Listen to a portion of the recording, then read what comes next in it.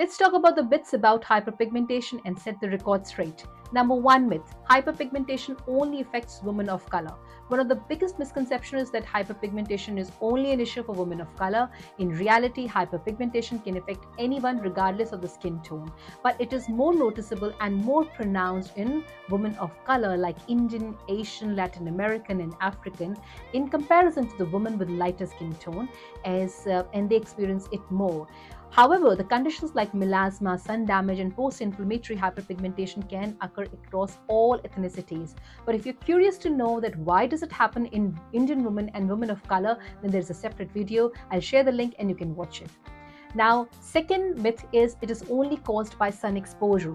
Yes, you are sold this big myth that sun exposure is the number one cause which is contributing to hyperpigmentation. Well, that's not true. Just think of it like people or women who are living in hotter countries near equator, like it could be India, it could be Africa, it could be Saudi Arabia.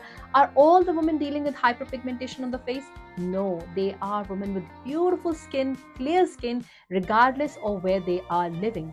Because hyperpigmentation is not only caused by sun exposure, too much sun exposure can darken your pigmentation, but it is not generally responsible to create hyperpigmentation in your skin.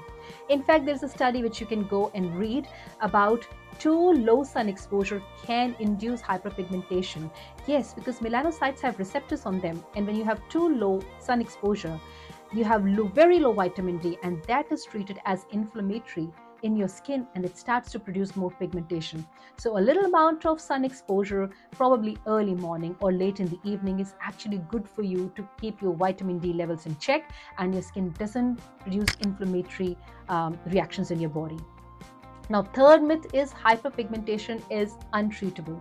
Yes, that's a common myth because a lot of people believe that once they have got hyperpigmentation, they have to live with it.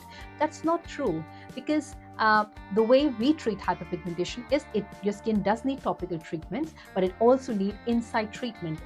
The skin needs treatment from inside, healing from inside.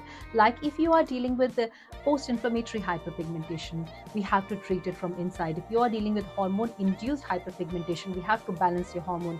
If your liver is not doing too well and that is causing pigmentation issues in your body, then we need to treat it internally again. So what the treatment protocol which we follow is in our clinic is we provide 70% of the treatment from inside out, making your skin so good, so support your skin's health from inside so much, and then 30% is your topical treatment. So I hope we were able to burst 3 important myths. Any questions, do let me know, and don't forget to follow.